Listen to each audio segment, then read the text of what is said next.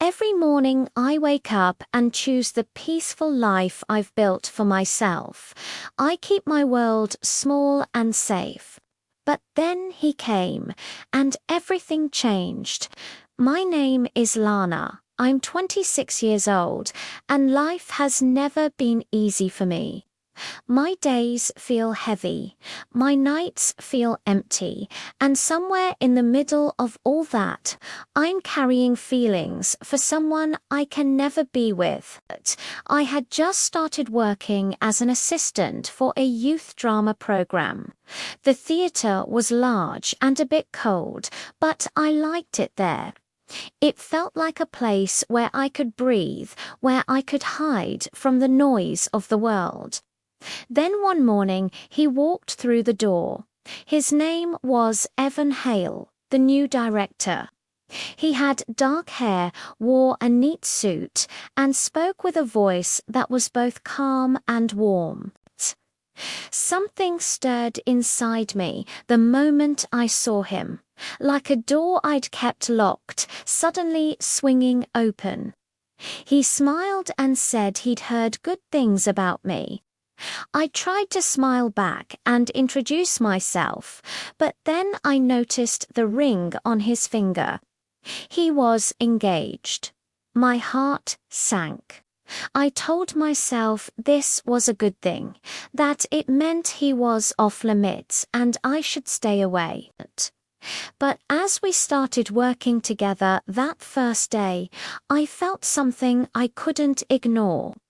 We laughed at the same things, moved easily around each other while organizing props and old scripts.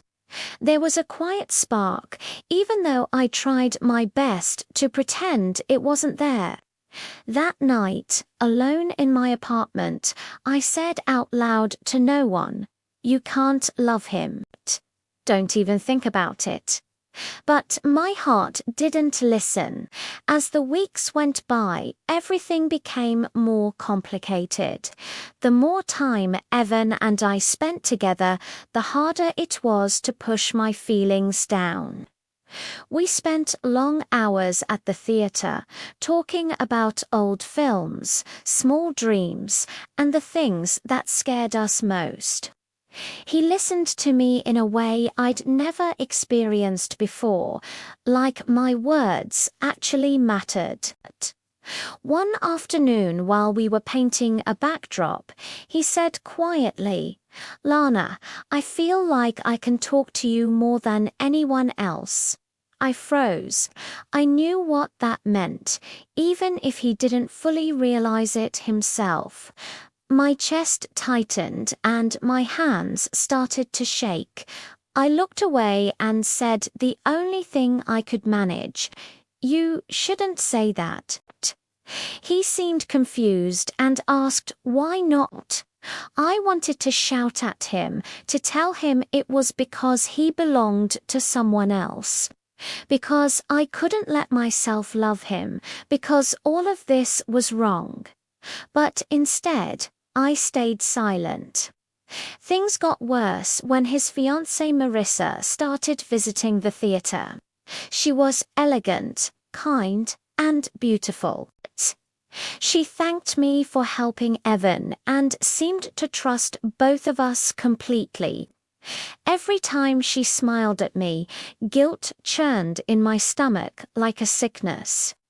One evening, after a long rehearsal, Evan found me alone in the dressing room folding costumes.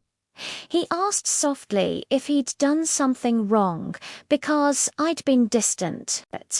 I took a shaky breath and told him he hadn't done anything wrong, and that was exactly why I had to be careful.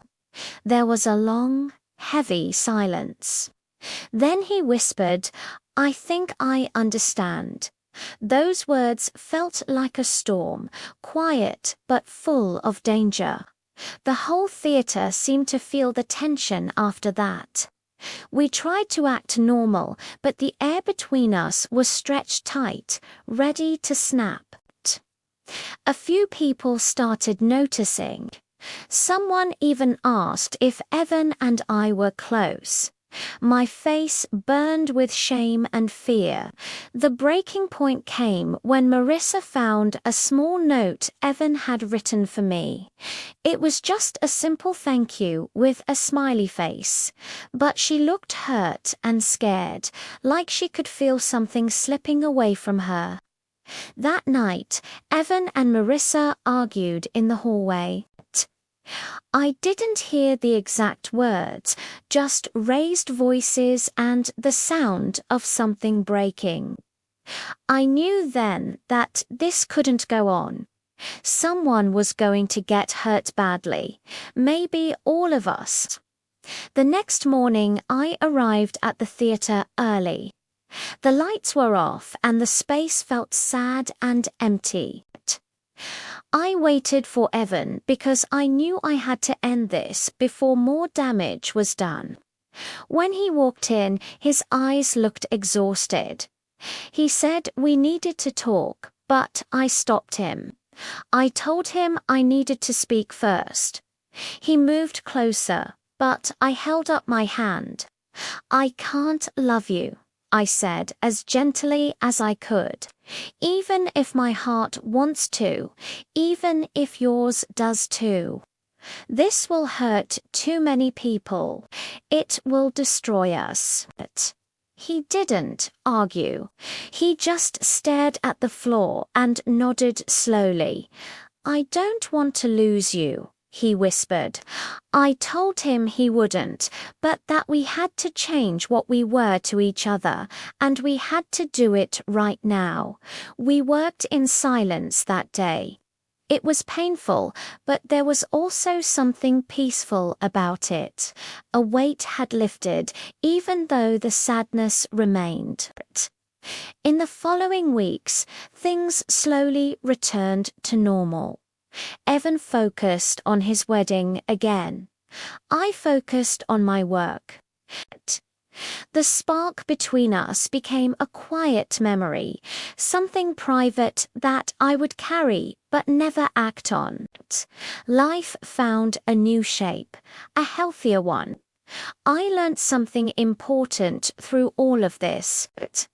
Sometimes love is real, but it isn't right. Sometimes the strongest thing you can do is walk away. Sometimes the bravest words you can say are the hardest ones. I can't love him, and that's okay.